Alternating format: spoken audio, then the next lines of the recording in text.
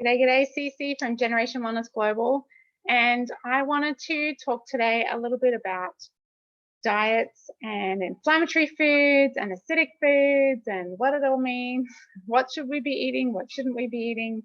And it's a really interesting conversation to have because everyone's got a different theory and there are just so many different diets. And so here's the thing. Modern Western illness is largely due to inflammation and acidity in the body and congestion so that toxins aren't getting out. So we're building up toxins in the body, building up inflammation, and the inflammatory response is perfectly natural, but it shouldn't be sustained. And so that starts to cause damage to cells, and then we get into a state of dis-ease. So when we're out of ease and we're in dis-ease, that's usually when there's a lot of acidosis in the body.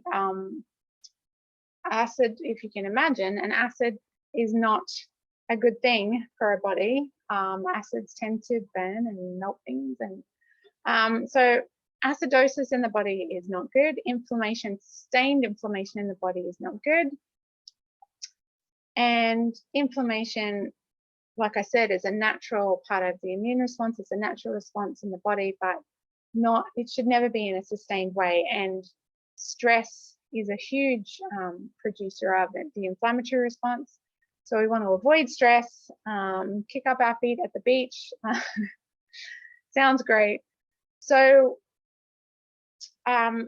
what can we do? What can we eat? How do we get these things a little bit more in balance? So some things you need to realize, things that congest the body, mucus producing or slow the bowel, because toxins, like I said, we've got a buildup of toxins and our bodies get congested and sluggish. So we need to get those things out. So things that slow the bowel are things like dairy, things like pasta and white potato, bread, but particularly dairy is really mucus producing. It really slows down the elimination processes of the body. So you're holding all of that in, and that's where the mucus comes from, the body. If you're producing mucus in any form, I don't just mean a chesty cough. I mean, if you're the sort of person who gets really waxy ears or blocked ears, if even if you wake up and there's a lot of, the sleep that you get in your eyes, I don't know, we call it sleep, I don't know what its proper name is. That's just the body cleansing and trying to clear things away. But obviously, that's just another way that the body's exuding those congested products in the body. So it's really good if you're trying to detox, if you're trying to decongest your body, if you're trying to get your bowel to move more functionally. Just avoid dairy, okay? So those people who have their own cows at home, that's great. It's not processed, it's raw, it's amazing. I still invite you to maybe avoid it whilst you're trying to get your body back into a balance, like trying to clear out or detox or decongest some things. And then when you're ready to sort of look at something a bit more sustained, you might reintroduce it when everything's sort of a little bit in a better position. But highly processed food is not good in any sense of the word. So generally highly inflammatory foods that are going to stress your body, create a state of inflammation, include a lot of grains, wheat, soy, corn. Most grains are to some extent, but those ones tend to be worse, particularly in Australia where wheat has been wheat's been cultivated to be resistant to pests, which makes it really hard for humans to digest it as well, because they've basically genetically modified through selection and that sort of thing to make it really resistant to digestion by insects. So the insects move on and eat something else, but it makes it actually really resistant to digestion by humans as well. So, but some grains, dairy, sugar, highly inflammatory, also highly addictive. And the interesting thing about sugar, when you've consumed sugar, you're going to be actually suppressing your immune system for the next sort of 5 hours or so. Really not a desired response by the body in the current situation where we're all sort of, you know, a lot of people are really struggling with everything that's going around at the moment. So we want to keep our immune systems as strong as possible.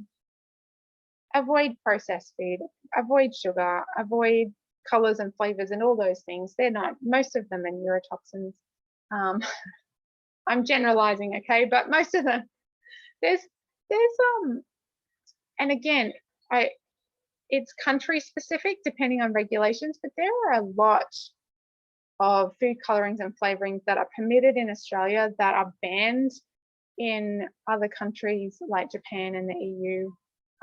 So I'm guessing they're probably still prevalent in the States, but you know, things that are known to cause issues in the body, known to affect the respiratory system, known to be neurotoxic or have other effects, reproductive concerns, not properly tested, things like that. And they're still allowed in our food here in this country.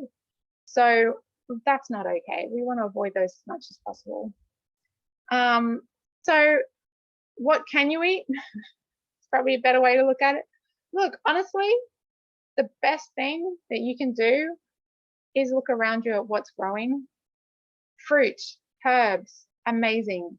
Anything that's fresh from the garden that still contains all that life force and goodness and nutrition that hasn't been denatured and destroyed through cooking or processing or anything else. Like if you can go outside and pick it, then eat it.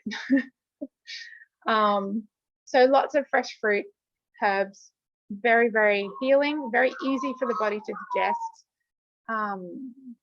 Someone asked me today about acidic fruits, but it's not about whether it's acidic, the fruit itself, it's what the body does when it breaks it down. So does that create acidity in the tissue? And the answer is no.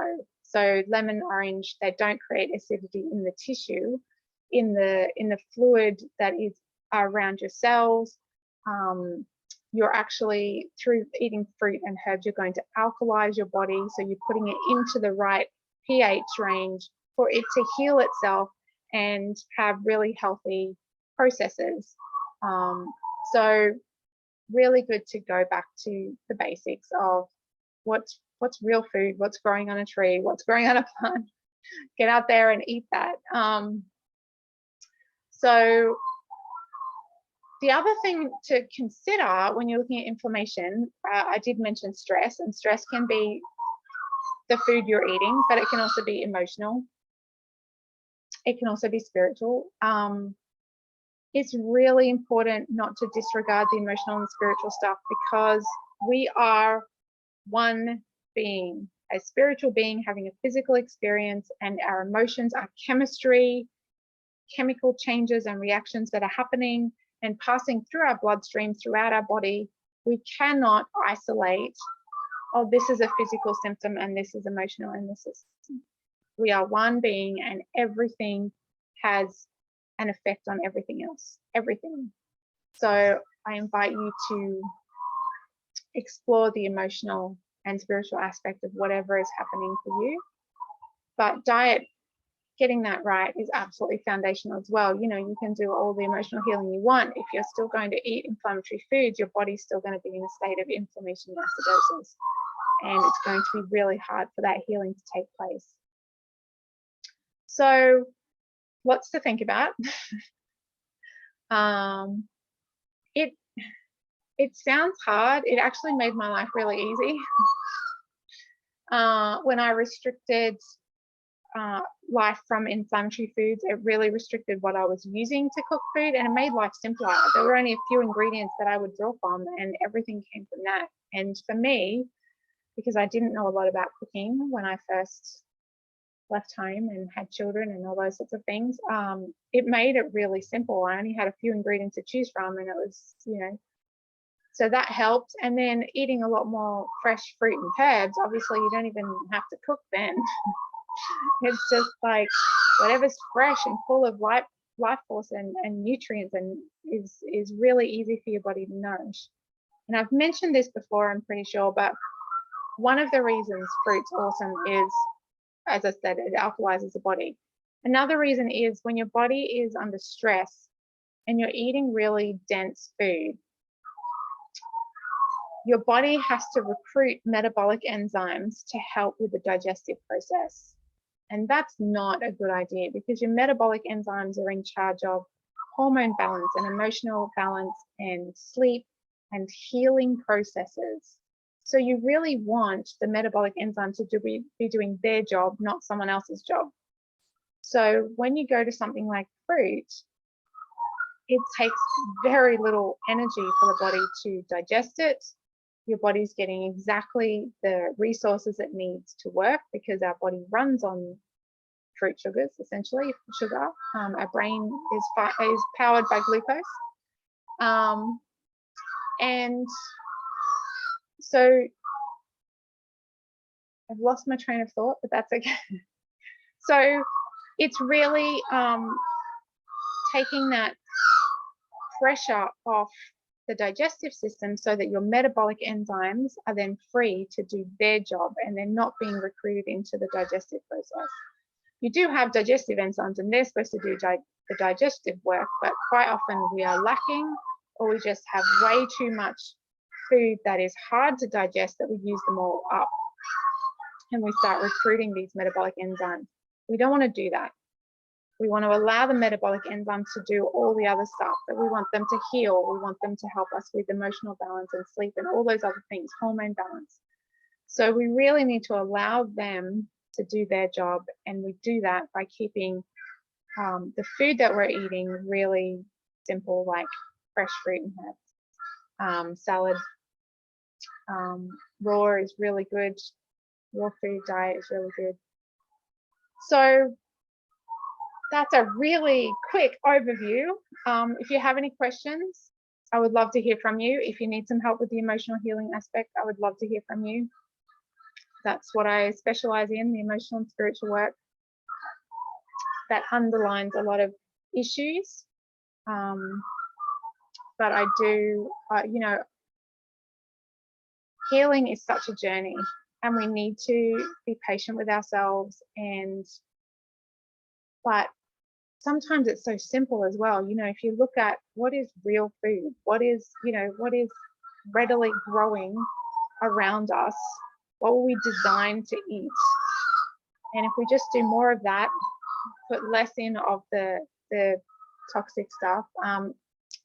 I have a friend who lost a lot of weight, over a stone, I can't remember if it was 8 or 12 kilos. So that's like a stone to a stone and a half if you're in the US,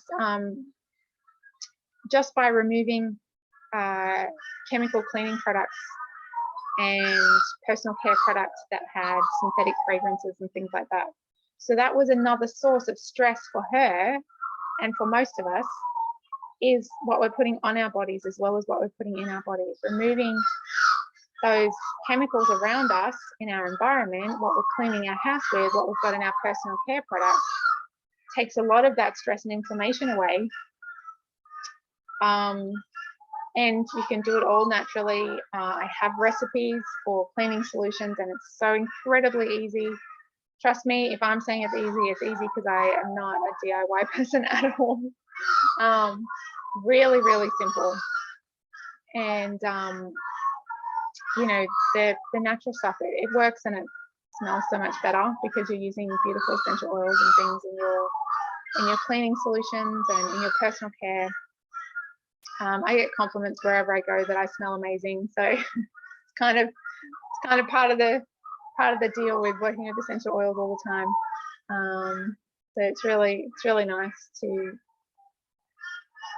feel that and to experience, that people always say that it helps them feel calm as well. Just that I've got those, carry it with me, and it just brings that sense of calm to those around me as well. So if you need some emotional de-stressing, if you, you know, essential oils are the bee's knees. So I would love to share with you how they've helped my family and how they help my clients. And so reach out with any questions or any area of interest that you'd like me to go into more detail for you. Always happy to. I always jump on here with no idea what's about to come out, but I'm really good at winging it most of the time. So, you know, I've done so much research, so much work in learning about all these different aspects of health, because I do come from that medical science background, and I do love looking into the research and understanding how it all works. And so I love to be able to share that with others, you know, that I'm really good at finding that information and just being able to convey it. So if there's something that you need me to explain further because I've gone too science nerdy something, please reach out. I'm happy to do that. If there's an area or a topic that you really can't get your head around, I did have a client this morning who just needed help to give them that direction, that first step on what to focus on. More than happy to help. So please reach out, and I hope you have a beautiful day. Thanks for joining. Please like, please subscribe if you'd like more. I cover everything from homeschooling to spiritual healing to all sorts of things. So happy to take requests too. All right, take care everyone. God bless.